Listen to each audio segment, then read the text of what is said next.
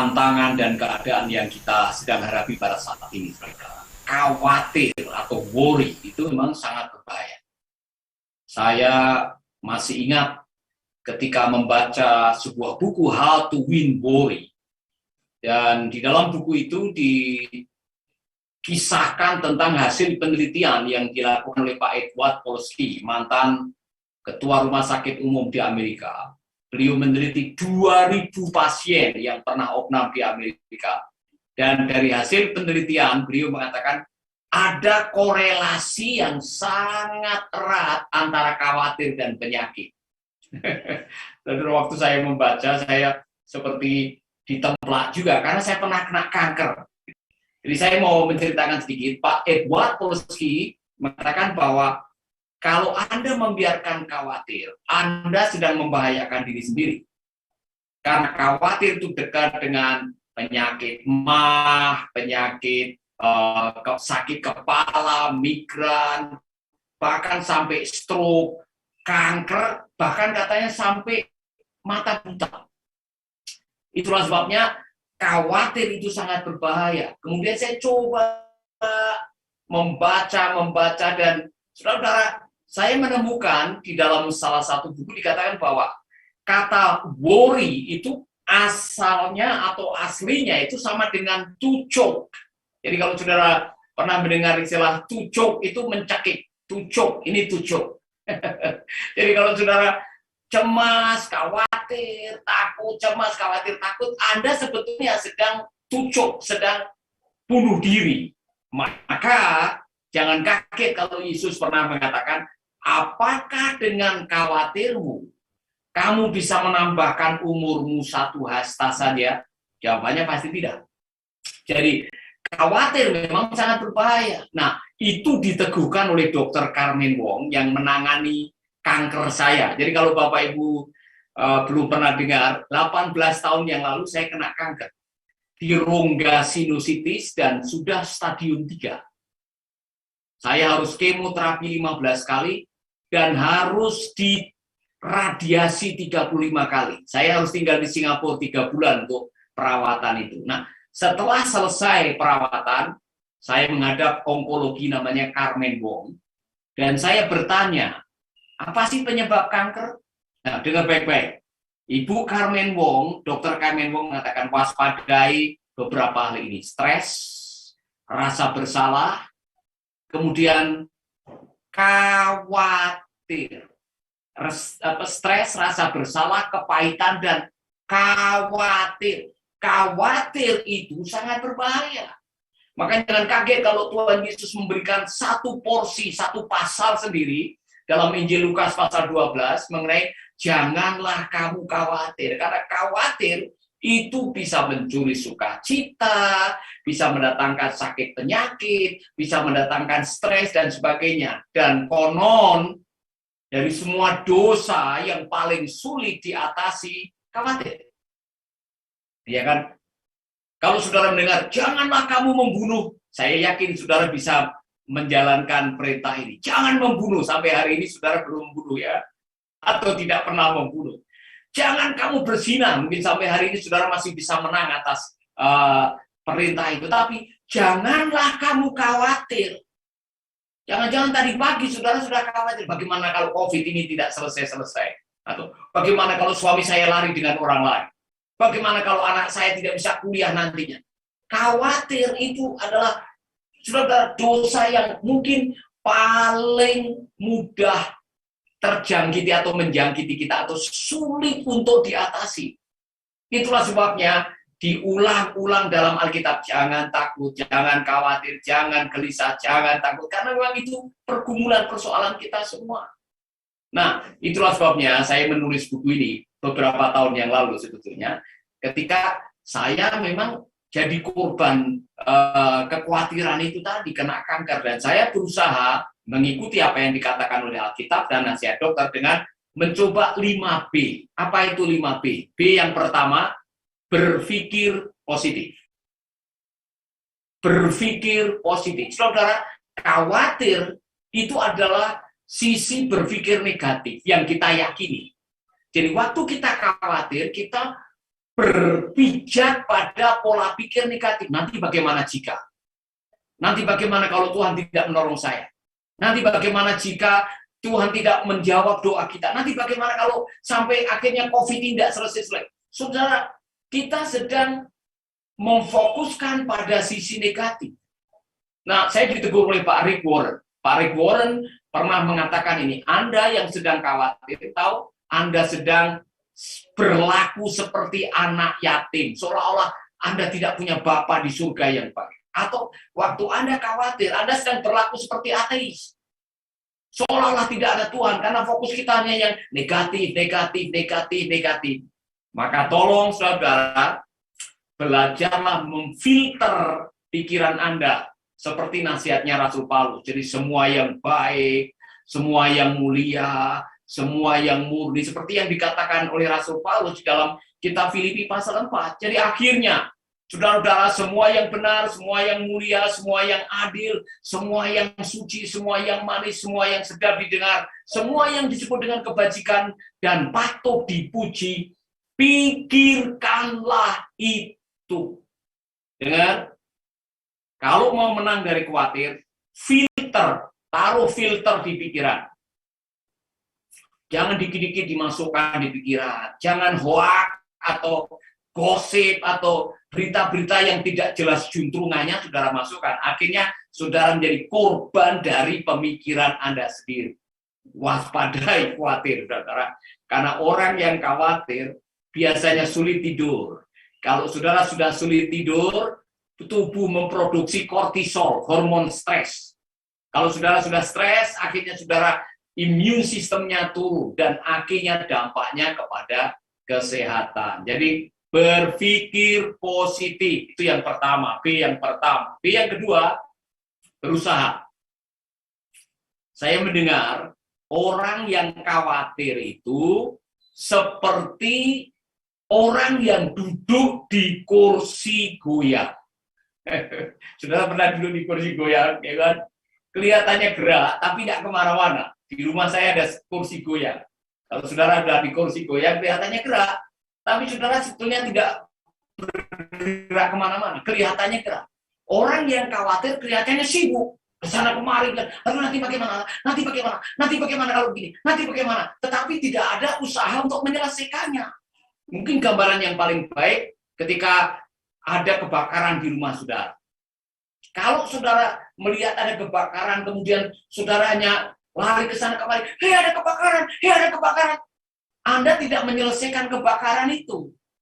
Yang lebih baik adalah kalau lihat ada api, saudara mulai membakar kain atau membakar meja saudara, ambil air, ambil ember atau ambil air, siram itu apinya. Action. Jadi kalau saudaranya nanti bagaimana, tidak ada action, kelihatannya sibuk, tapi tidak menyelesaikan. Itulah yang terjadi dengan orang yang khawatir. Saya kasih awasan. Kalau Anda tidak segera menyelesaikan khawatir, awasannya adalah khawatir itu nular. Jadi kalau saudara tiap malam, saudara bilang sama pasangan saudara, nanti bagaimana jika begini? Pak, nanti bagaimana jika begini? Ma, nanti bagaimana jika begini? Dan tiap malam saudara, nanti bagaimana jika? Lama-lama suamimu juga ikut, iya ya, nanti bagaimana jika? Anakmu juga ikut, semua satu keluarga ikut khawatir. Dan kalau semua satu keluarga ikut khawatir, Anda tidak akan pernah mengalami sukacita karena khawatir merampok sukacita hidup Anda. Waspadalah. Jangan terlalu lama khawatir, segera diselesaikan. Amin. Dengan cara bagaimana? Berusaha. Jangan hanya nyanyi, aku tidak mati. Burung di udara dia pelihara, selesai nyanyi masih, nanti bagaimana ya? Action. Lakukan sesuatu. Seperti apa yang dikatakan oleh Yakub, iman tanpa perbuatan tidak ada hasilnya. Nah, khawatir sama iman itu seperti timbangan. Pada waktu Anda khawatir, iman hilang. Pada waktu Anda beriman, khawatir hilang. Begitu saja. Nah, bukti bahwa kita sedang beriman adalah action. Ada tindakan yang didasari dari keyakinan yang benar. Maka, saya katakan kepada kita semua, daripada Saudara khawatir nanti bagaimana kalau saya tidak bisa dapat income lagi, nanti bagaimana kalau pelayanan tutup. Lebih baik sekarang kerjakan sesuatu yang menghasilkan dan menolong saudara untuk berhenti dari kekhawatiran. Haleluya. Amin. Itu yang kedua. Yang ketiga, berdoa. B yang ketiga adalah berdoa. Saudara-saudara, saya mengatakan kepada Anda semuanya, masuk di dalam hadirat Tuhan dan berdoa memang tidak langsung mengubah suasana di luar sana. Kadang-kadang doa memang tidak langsung mendatangkan keajaiban, mengubah kenyataan. Kadang-kadang doa tidak langsung menghadirkan apa yang kita harapkan, tetapi doa bisa menenteramkan hati kita. Jadi saya mau pakai ilustrasinya Raja Daud di dalam Mazmur pasal 3. Saudara mungkin pernah mendengar Daud pernah dikudeta oleh anaknya sendiri yang namanya Absalom. Saudara, Daud harus meninggalkan istana, jalan kaki pakai sandal jepit, di tengah jalan disukur-sukur ke, orang dia bilang sama musuh lamanya yaitu Saul, kaum keluarganya Saul. Syukur, bagimu tidak ada lagi pertolongan daripada Allah.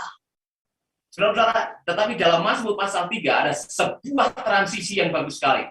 Ketika Daud mulai dengan kalimat ini, ya Tuhan, betapa banyaknya lawanku, banyak orang yang bangkit menyerang aku. Bahkan ada yang bilang, bagimu tidak ada pertolongan daripada Allah. Kemudian ada transisi. Tetapi engkau Tuhan, engkau adalah perisai yang melindungi aku. Engkau adalah kemuliaanku. Dan engkau yang mengangkat kepalaku. Dengar kalimat berikutnya. Aku berseru kepada Tuhan dengan nyaring. Dan setelah itu aku membaringkan diri.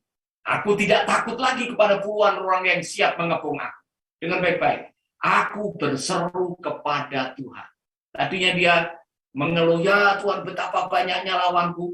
Dia transisikan daripada mengkhawatirkan keadaan, mengkhawatirkan kenyataan. Anda ganti fokus, beralih kepada Tuhan, engkaulah kemuliaanku, berseru kepadanya, aku membaringkan diri lalu tidur.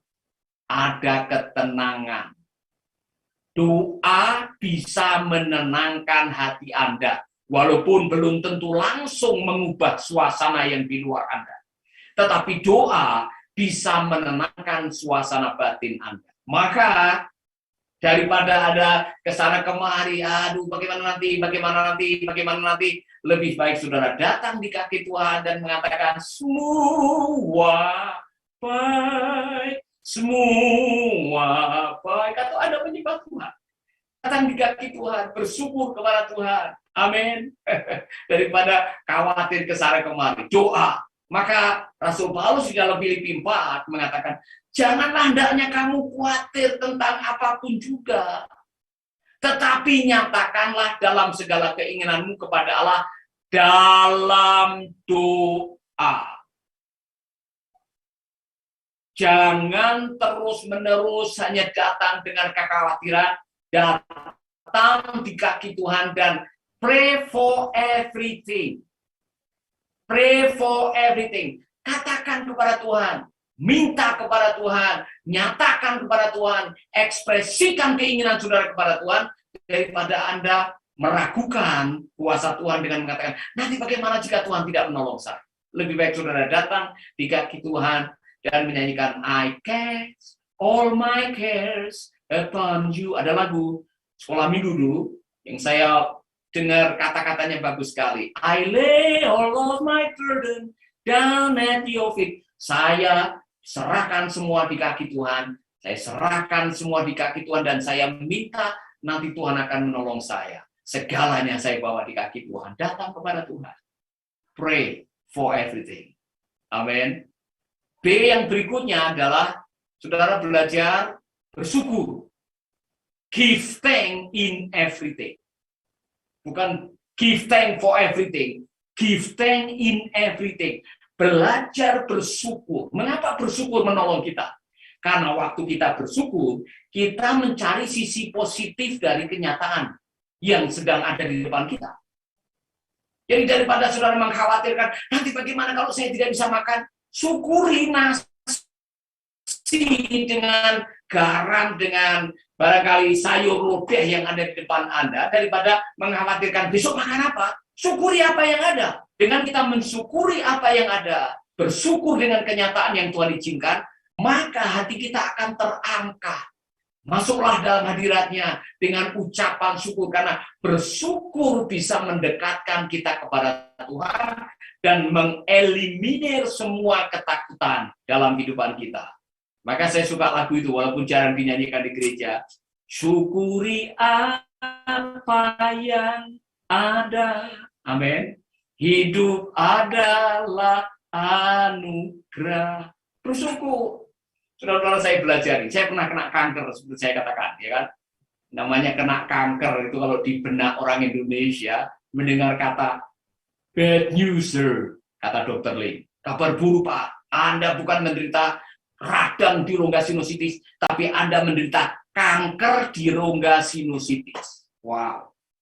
Waktu saya dengar itu, saudara, langsung ada kesimpulan di sini. Mati aku, mati aku. Istri saya tidak ngomong. Itu, saudara, 2 malam istri saya tidak bisa bicara.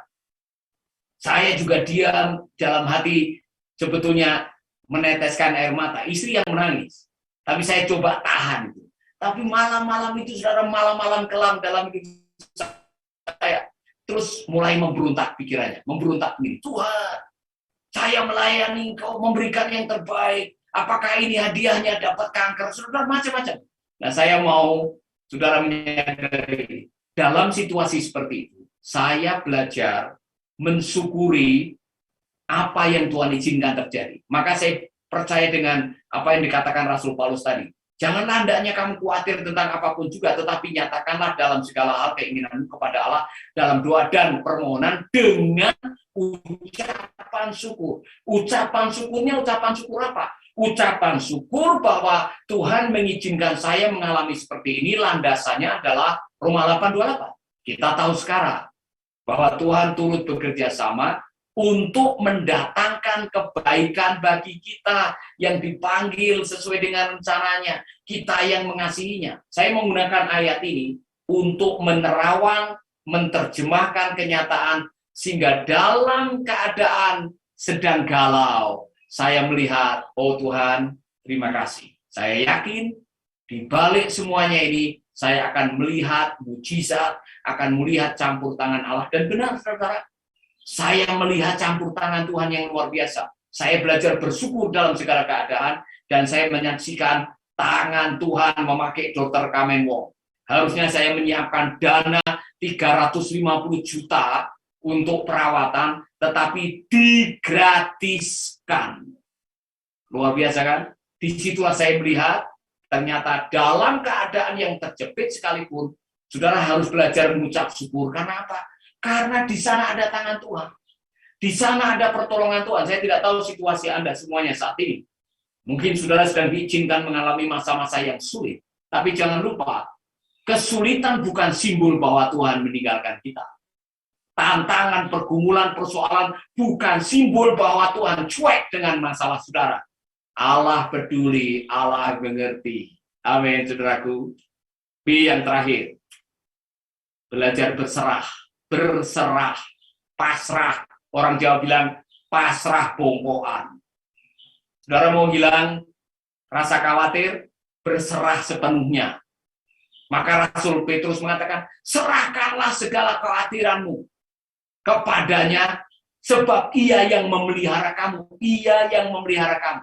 Saya mau menyatakan ini. The quality of your life is the quality of your faith. Kualitas hidup saudara sangat ditentukan oleh kualitas iman saudara.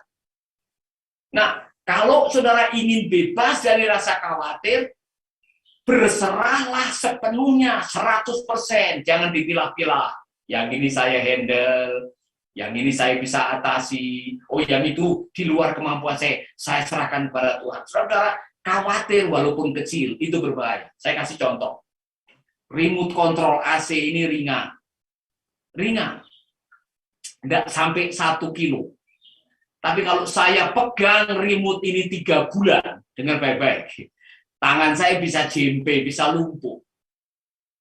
Khawatir, saudara, mungkin sesuatu yang kecil, sesuatu yang sepele, sesuatu yang ringan. Tapi kalau saudara biarkan khawatir itu mengendap, berselinap, atau menyelinap di hati Anda, orang bilang khawatir itu kayak bayi, lama-lama jadi besar, semakin dibicarakan, semakin membesar, maka saudara akan jadi korban dari kekhawatiran, yaitu sukacitamu dirampok. Maka belajarlah berserah. Seperti sekarang saya ini, saya duduk di atas kursi. Mengapa saya bisa duduk dengan nyaman dan saya bisa duduk dengan tenang? Karena saya 100% pasrah dan percaya akan kekuatan kursi yang saya duduk ini. Saudara-saudara coba bayangkan, kalau saudara yang sedang duduk ini atau saya lagi duduk, setengah percaya, setengah tidak percaya. Kemungkinan saya setengah duduk, setengah berdiri. Nah, kalau saya posisi duduknya setengah duduk, setengah berdiri, coba kita coba 30 menit. Boyoe kemeng, sakit pinggang. Kualitas hidupmu tergantung dari kualitas iman. Kualitas imanmu akan menentukan apakah engkau bisa atau tidak mengatasi khawatir dalam hidup. Maka ikutilah nasihat Rasul Petrus. Serahkanlah segala kekhawatiranmu kepadanya, sebab ia yang memelihara kamu. Saudara-saudara,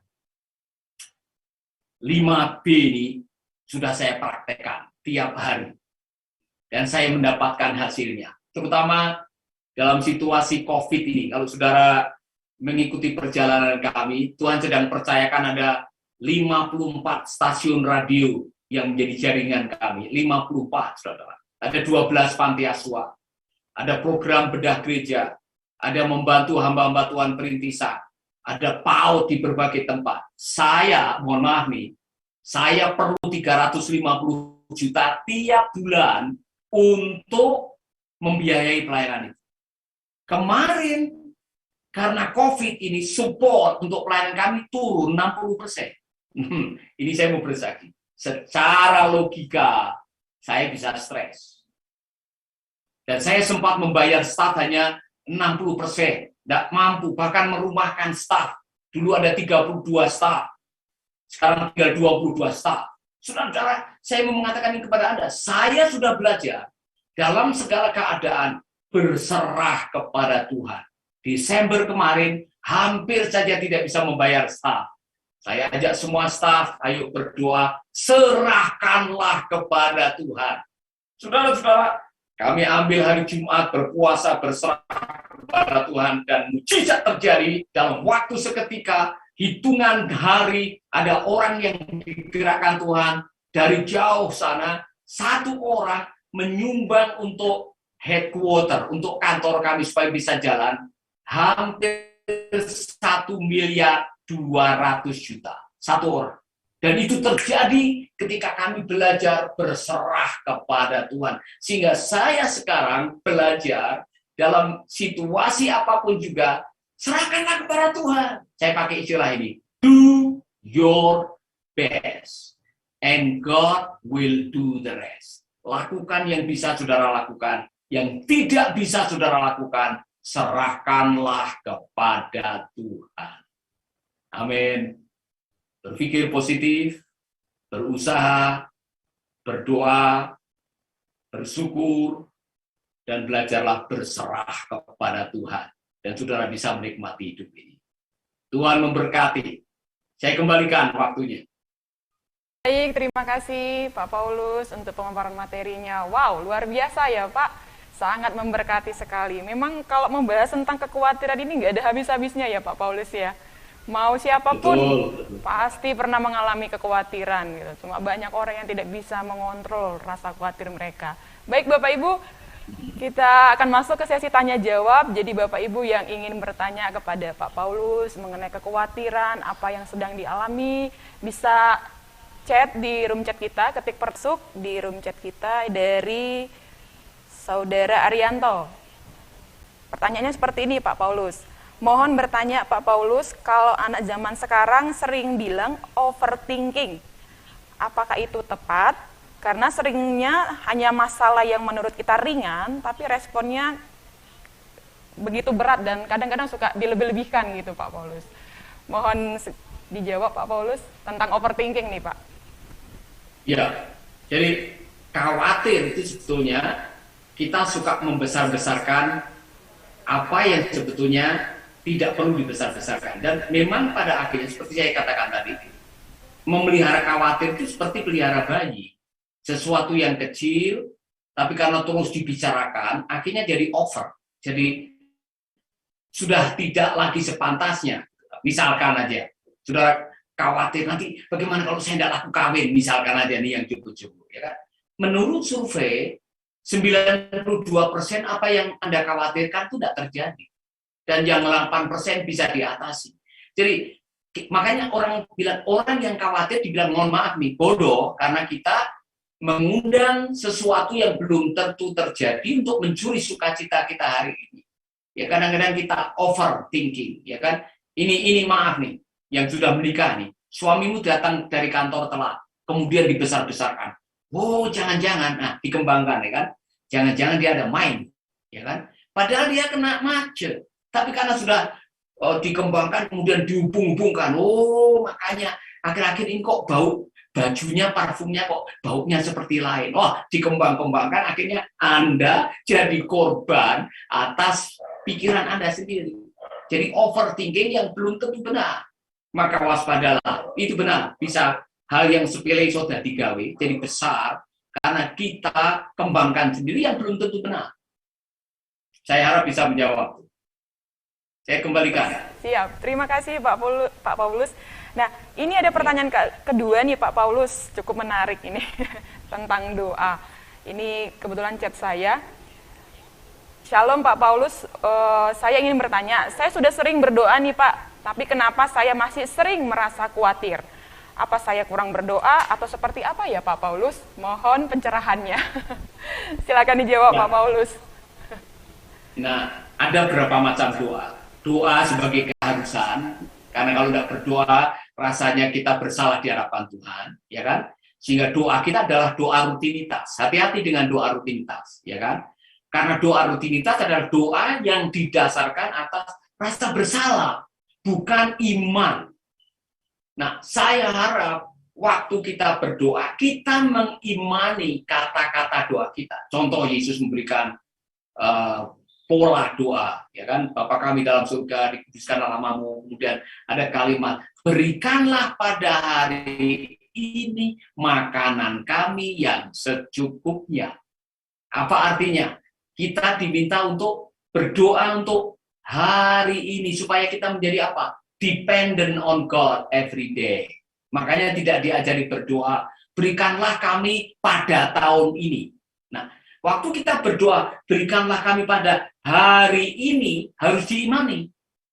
Nah, ketika kita berdoa, dikatakan harus selesai itu kita harus bertindak di atas apa yang kita doakan. Kembali kepada Daud.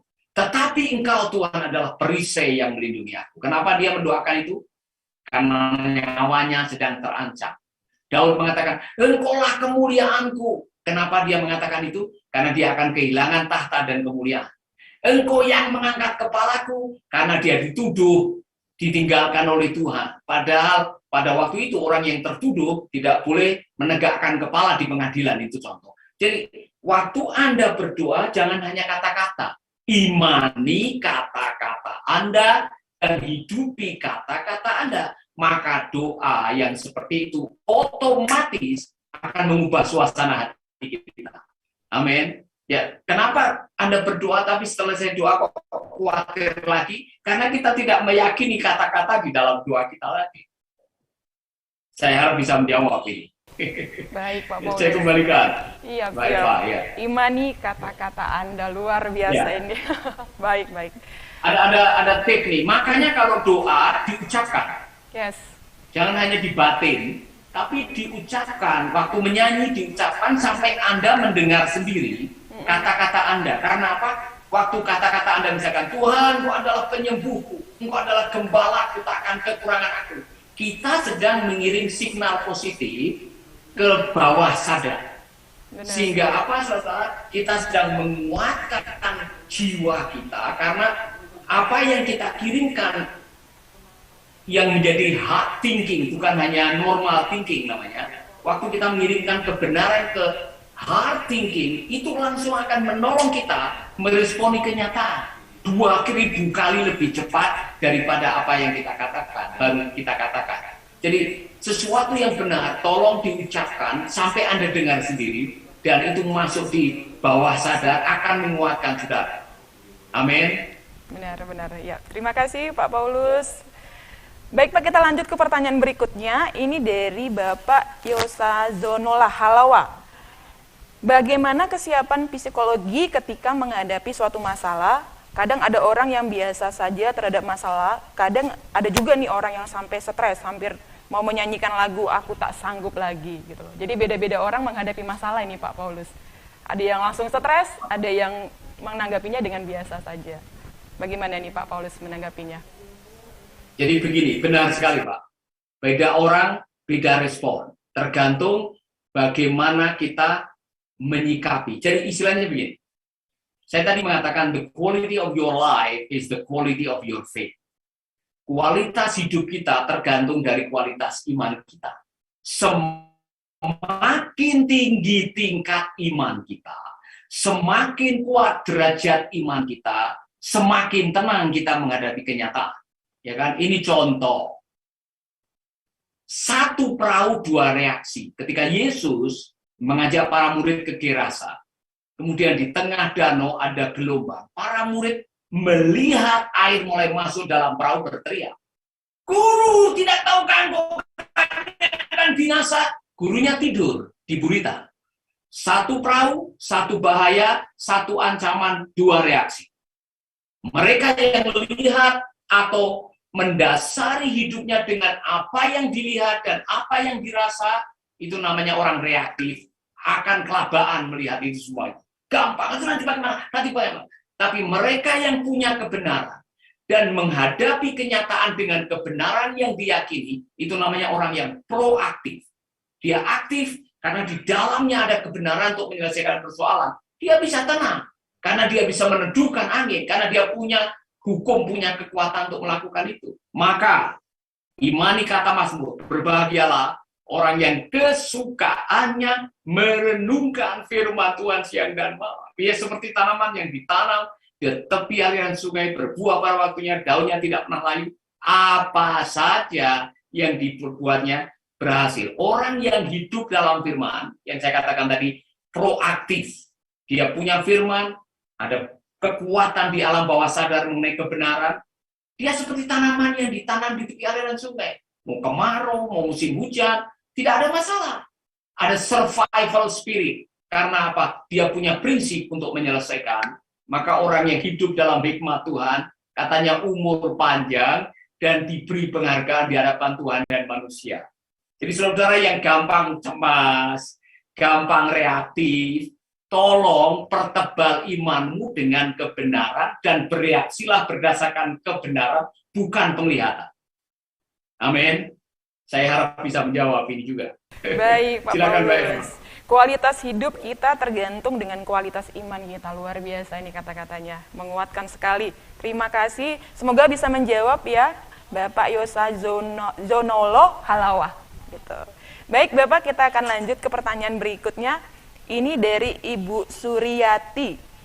Mohon bertanya Pak Paulus, kalau anak senang main game, ortu khawatir jadi kecanduan. Bagaimana cara mengatasi kekhawatiran ini? Anak-anak sekarang gadget ya Pak ya? Orang tua pada pusing ini. Bagaimana Pak Paulus? Jadi, salah satu tugas orang tua adalah membangun batas. Building a border. Jadi, silakan kasih ruang untuk anak bermain, tapi harus ada batasnya. Ya. Yang kedua, harus ada penjelasan, harus ada pendampingan. Anak saya yang ketiga juga suka bermain, tapi saya harus jelaskan, kamu sebentar lagi kuliah. Kalau kamu terus biasa hidup dengan bermain, nanti masa depan bagaimana? Dikasih pencerahan, akhirnya dia sadar. Ya kan? Waktunya kuliah, waktunya sekarang kerja, waktunya main, boleh bermain. Jadi Bapak Ibu jangan mengikuti kebiasaan yang bisa mencelakakan anak-anak kita. Amsal bilang kasih rotan dikit tidak masalah, tegur, kasih marah dengan alasan yang baik, dikasih penjelasan.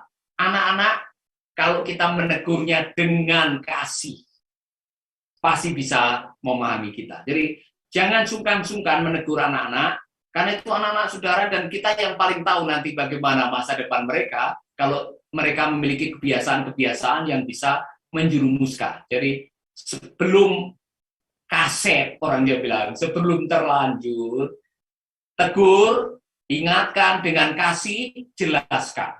Maka itu akan menolong mereka. Amin. Tidak usah ditengking-tengking. Ya, itu bukan masalah roh. Ya. Saya tengking supaya tidak ditengking, dijelaskan. Ya. Jangan sampai anak saudara ditengking-tengking, dipikir kerasukan roh PS atau PlayStation. Bukan itu, saudara. Pak Paulus, terima kasih buat jawabannya, Pak. Kita lanjut untuk pertanyaan berikutnya. Shalom, Bapak Paulus. Salah satu poin yang tadi Bapak sampaikan itu mengenai ucapan syukur. Begini Pak, saya baru saja kehilangan kedua orang tua saya. Sementara saya punya adik 6 orang di bawah saya. Bagaimana saya bisa tetap mengucap syukur dengan kondisi saya saat ini dan tidak khawatir nih tentang masa depan saya, Pak? Monggo Pak Paulus, silakan dijawab. Ya, jadi ada 3 hal dalam menghadapi kenyataan pahit dalam hidup. Ada 3 hal yang bisa saudara lakukan. Yang pertama adalah forget. Kalau bisa melupakan. Tapi tentu saja dalam situasi Anda ditinggalkan orang tua, tidak mungkin. Kalau tidak bisa forget, forgive. Coba melupakan. Mungkin juga saudara tidak bisa memaafkan yang kedua. Tapi kalau yang kedua dan yang ketiga tidak mungkin Anda lakukan karena orang tua, lakukan yang ketiga namanya reframe. Apa itu reframe? Membingkai kembali pengalaman-pengalaman pahit, pengalaman kehilangan, pengalaman duka cita, pengalaman pengkhianatan, pengalaman yang menyakitkan, di reframe, dibingkai kembali. Contoh yang paling bagus adalah Yusuf. Ketika Yusuf sudah menjadi orang yang berhasil dan saudara-saudaranya datang, Yusuf punya kesempatan untuk melampiaskan amarahnya dan membalas dendam. Tapi Yusuf tidak melakukan, dia melakukan apa yang disebut dengan membingkai kembali kenyataan dengan kebenaran. Dia mengatakan begini, kalian mereka-rekakan yang jahat, tetapi Tuhan menggunakan yang jahat untuk kebaikan kalian.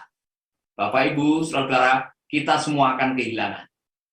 Kita semua akan diizinkan oleh Tuhan menghadapi kesulitan. Tolong diterawang, ditafsirkan dengan kacamata kebenaran. Ayat yang paling sering saya pakai adalah Roma 8:28. Kita tahu sekarang bahwa Tuhan bekerja sama untuk mendatangkan kebaikan. Seorang teman mengatakan begini, God never forget for giving you hard time in your life. Tuhan tidak pernah lupa dan Tuhan tidak pernah menyesal mengizinkan kita menghadapi kesulitan. Karena di balik setiap kesulitan, Anda sedang dibentuk oleh Tuhan untuk menjadi serupa dengan anaknya. Jadi saudara-saudara, kita dikirim ke dalam dunia untuk sekolah karakter. Dan kesulitan adalah lahan pembentuk kita. Maka jangan saudara menyalahkan keadaan, menyalahkan Tuhan, mundur atau kecewa. Terawang dengan kebenaran, reframe, dibingkai kembali. Saya kalau kembali ke Glen Eagle Hospital di Singapura setiap tahun lewat cancer center, saya bisa senyum sekarang. Tadinya tidak bisa senyum awal-awalnya. Saya sekarang senyum karena apa? Segala perkara dapat kutanggung dalam Dia. Tuhan memberikan kekuatan, bahkan banyak keajaiban yang terjadi selama 3 bulan berada di Singapura. Reframe. Suatu saat Anda bisa melihat ke belakang dan tersenyum sambil mengatakan, puji Tuhan, saya diizinkan melewati semuanya ini. Dan ternyata melalui kesulitan ini, iman saya loncat 2 tahapan atau 2 level. Amin. Kalau saya pulang ke Ambon, atau saya jalan-jalan ke Ambon, saya selalu lewat Pangkalan Angkatan Laut. Saya pernah jadi pengungsi 4 minggu di situ. Untuk dapat nasi putih perlu nunggu 4 jam. Sekarang kalau saya lewat, saya bisa senyum dan mengatakan, dulu saya di sini dan saya mengalami pertolongan Tuhan yang luar biasa. Reframe, dibingkai kembali setiap pengalaman dengan kebenaran firman. Dan kita akan mensyukuri keadaan. God bless you. Saya kembalikan Mbak Eva. Wow, keren sekali nih jawabannya Pak Paulus. Baik, terima kasih Pak Paulus. Kita lanjut ya Pak ya, untuk pertanyaan berikutnya. Ini dari Yemima Alvin. Shalom Pak Paulus, mohon izin bertanya. Kadang karena khawatir, saya jadi merasa takut, malah sampai insecure. Untuk memunculkan kembali rasa confident, gimana ya Pak? Terima kasih Pak Paulus. Saudara-saudara, ini banyak teman-teman kita, banyak di antara saudara-saudara yang lupa bahwa sampai hari ini belum ada apotek yang jual obat anti khawatir. Kalau saudara pergi ke apotek beli, ada obat anti khawatir? Sampai hari ini belum ada. Satu-satunya cara untuk melawan khawatir adalah menguatkan iman. Nah, iman itu bisa dikuatkan dengan apa? Kebenaran. Jadi lawanlah apa yang menjadi sumber khawatir, yaitu berpikir negatif, dengan kebenaran. Ya, seperti Daud tadi katakan, oh betapa banyaknya lawanku. Kemudian Daud menyerang itu dengan kebenaran. Tetapi engkau Tuhan adalah perisaiku. Dan saudara-saudara yang sedang khawatir mungkin, aduh nanti bagaimana kalau anak saya tidak bisa sekolah karena suami saya kena PHK. Tuhan adalah El Shaddai. Dia lebih dari cukup. Segera bangkitkan imanmu dengan kebenaran. Ingat kebenaran. Remember, ingat kekuatan firman yang pernah Anda dengar. Maka saudara-saudara, semakin banyak pewahyuan firman yang Anda terima, semakin hebat iman saudara. Persoalan yang kita hadapi, Anda baca firman, Anda dengar khotbah, tapi tidak nyantol atau hanya di normal thinking.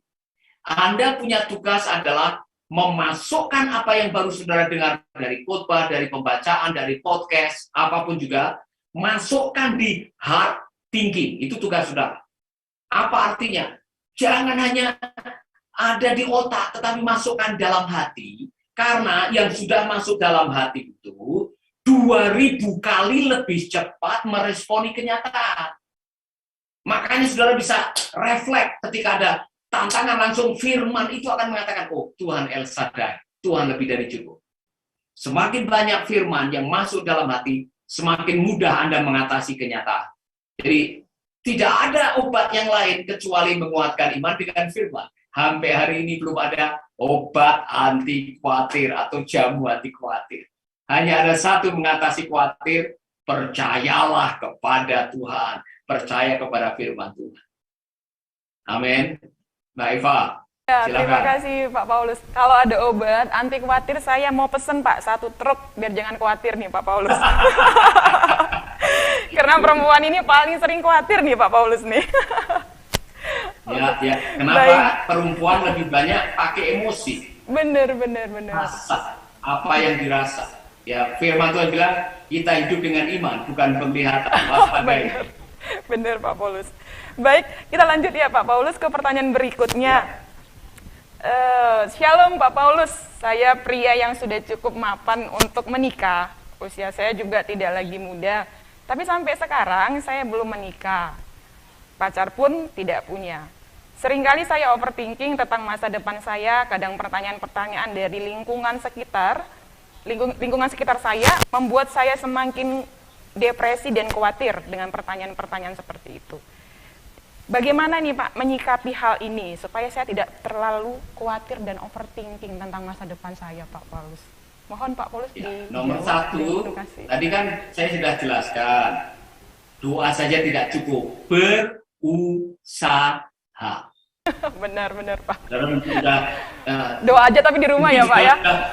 Ya, saudara mungkin sudah termakan sebuah slogan yang bisa menjerumuskan. Jodoh datang dari Tuhan.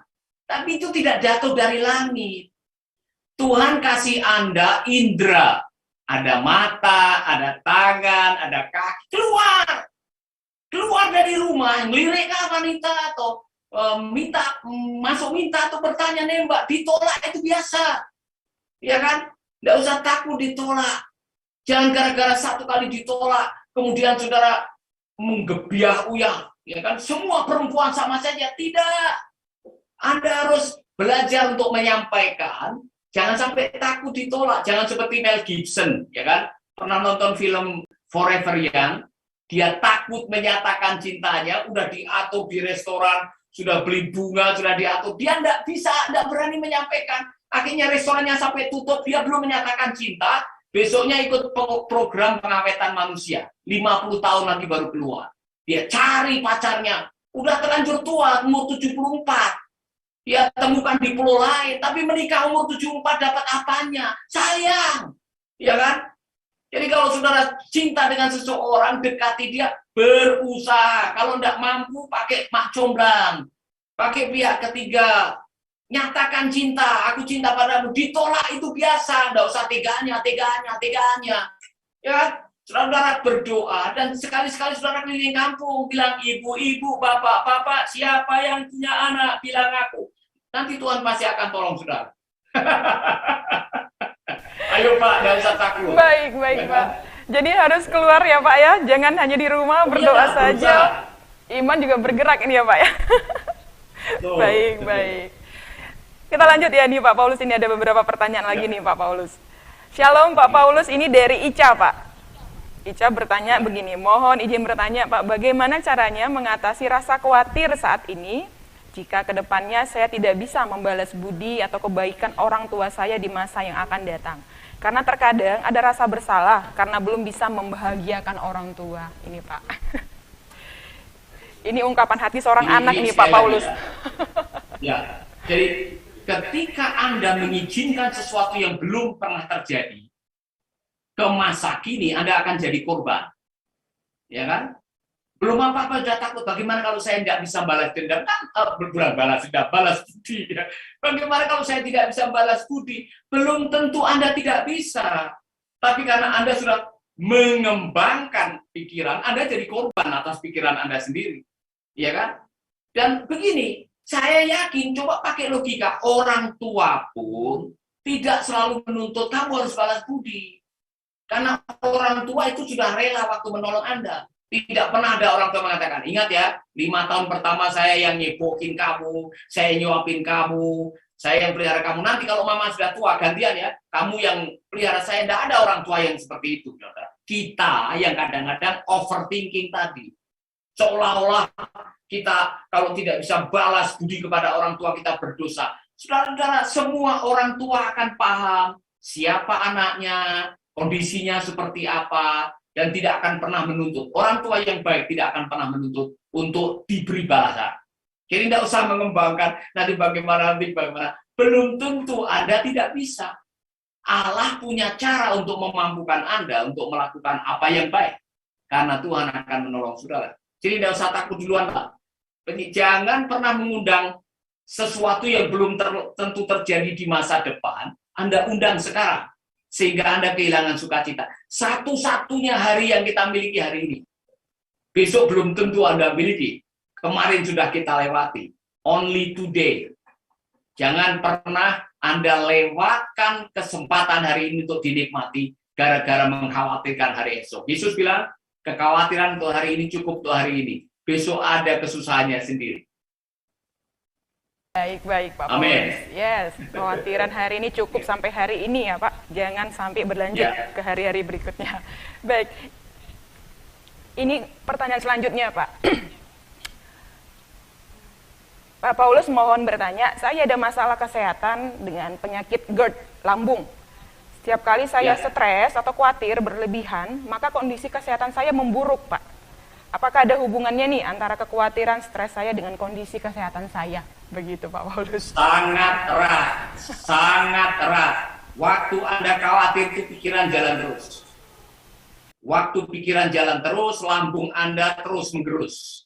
Ketika terus menggerus tidak ada istirahat, lambung bisa terluka, asam lambung naik. Otomatis mahnya kabur. Maka saudara-saudara, ingat baik-baik ya, khawatir itu membuat tubuh Anda akhirnya kurang tidur, karena kurang tidur, kortisolnya bertambah, imun sistem saudara menurun, maka khawatir itu mempercepat Anda ke kuburan. Kalau tidak percaya, khawatirlah 3 bulan. Anda akan rajin mengunjungi dokter, rajin beli obat, cepat-cepat melangkah ke kuburan. Kalau tidak percaya, buktikan. Maka tolong berhenti khawatir. Jangan dibiarkan terus-menerus. Karena lambungnya kalau sudah kena, yang lain-lain akan kena. Termasuk, apa kata dokter saya, khawatir itu berbahaya karena bisa mendatangkan kanker. Waspadai. Baik, Pak. Amin. Jadi memang ada hubungannya nih ya, Pak ya, dengan hubungannya erat sekali ya, Pak ya. Terima kasih Pak Paulus buat jawabannya. Bapak, ini pertanyaan terakhir dari peserta webinar kita yang chat ke saya. Pak Paulus, bagaimana respon pertama Bapak ketika mendengar vonis dari dokter? Apa ya reaksi pertama Bapak ketika mendengar vonis dari dokter tentang penyakit Bapak? Pasti ada rasa tidak percaya. Aduh, saya melayani Tuhan, masa saya kena kanker? Denial, kayak menolak. Ya kan? Tapi dokter mengatakan, tidak, ini hasil PET scan-nya memang ada kanker di rongga sinusitis stadium 3. Reaksi berikutnya setelah itu adalah kesimpulan, mati aku. Ada pikiran itu, mati aku. Karena di benak orang mati, ya kan? Lah kok kebetulan malam itu anjing melolong semalam-malaman di apartemen. Firasat orang Jawa, kalau mendengar ada anjing melolong semalam-malaman, besok ada orang yang mau mati, ya kan? Kemudian jam 4 pagi ada burung ule-ule, orang Jawa bilang. Bunyi juga, waduh, ada peneguhan 2 kali, mati aku. Jadi pasti ada reaksi untuk seperti kecewa, menolak, menyangkali kenyataan, tapi itu pasti akan, saudara harus melawan itu semua, karena kita akan menghadapi itu, kenyataan yang tidak sesuai dengan harapan kita.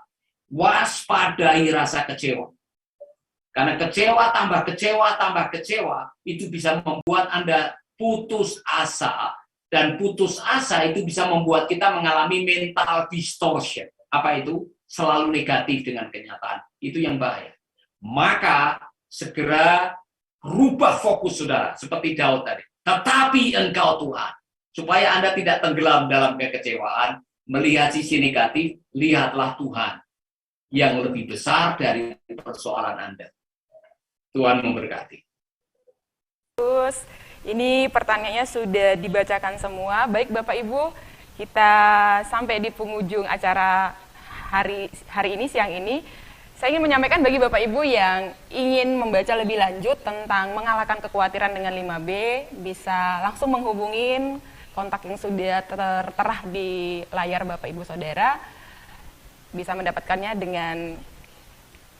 dengan harga yang sudah tercantum ya di layar Bapak Ibu Saudara. Dan buku ini juga ada di aplikasi Bahana Digital Bapak Ibu Saudara. Bapak Ibu bisa download aplikasi tersebut dan harga di sana tercantum di 4.950. Itu cukup murah dan Bapak Ibu bisa sewa selama 3 bulan. Jadi bagi Bapak Ibu yang rindu membaca buku tersebut bisa langsung mendownload dan langsung menghubungi nomor yang ada di flyer. Baik Bapak Ibu Saudara terkasih, saya mengucapkan terima kasih banyak buat semua pertanyaan yang sudah masuk, buat semua respon Bapak Ibu yang luar biasa. Baik Pak